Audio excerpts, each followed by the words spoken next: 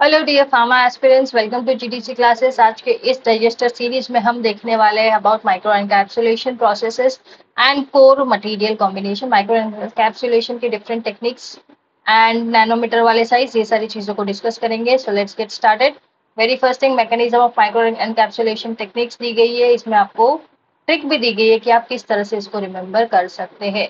So let us start with this.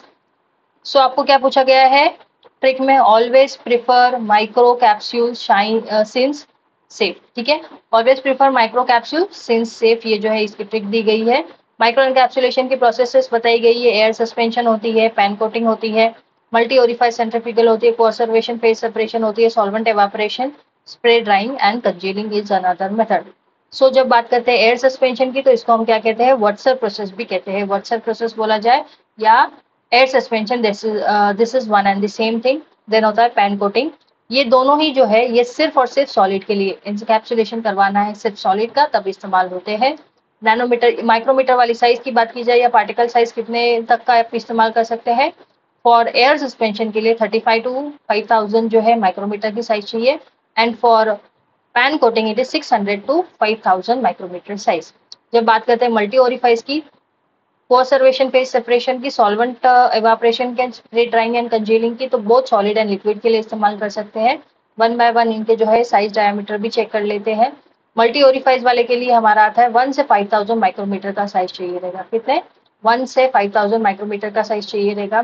कोसर्वेशन phase separation के लिए 2 से 5000 चाहिए रहेगा। सॉल्वेंट इवापोरेशन के लिए 5 से 5000 चाहिए रहेगा। एंड स्प्रे ड्राइंग एंड कंजीलिंग के लिए 600 चाहिए रहेगा। ठीक है, स्प्रे ड्राइंग एंड कंजीलिंग के लिए 600, बाकी 1 टू 5 एंड 5000 सभी के लिए कॉमन है। सो एक चीज याद रखना, 5000 जो है लार्जर अपर लिमिट है सभी केसेस में। लार्जर अपर लिमिट जो है 5000 की, सिर्फ आगे के नंबर आपको याद करते हुए चलना है। सो जब पैन कोटिंग की बात की जाए या जब स्प्रे ड्राइंग की बात की जाए, तो 600 जो है ये नंबर याद रखना है। उसके अलावा मल्टी ओरिफाइज कंसर्वेशन सॉल्वेंट के लिए 1 टू 5 याद रखना है। एंड 35 जो है एयर सस्पेंशन के लिए याद रखना है। ठीक है, सो हमारी ट्रिक है always prefer micro capsules since safe. A for air suspension, P for pan coating, M for multi orifice, C for conservation, S for solvent evaporation and S for spray drying. ठीक है, these are different equipment as you can see: air suspension, multi orifice वाला, pan coating वाला, conservation phase separation, solvent evaporation and spray drying and congealing.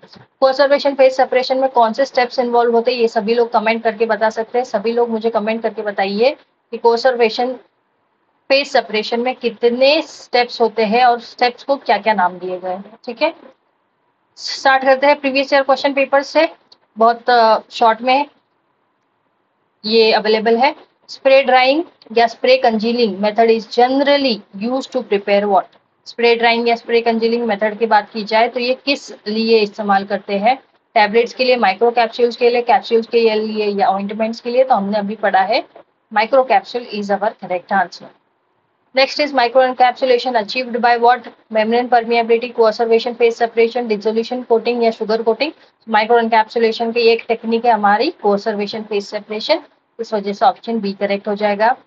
Third question and the last question कहता है Whatsair process means what? Conservation phase separation, pan coating, air suspension या solvent evaporation. So Whatsair process को हम क्या कहते हैं?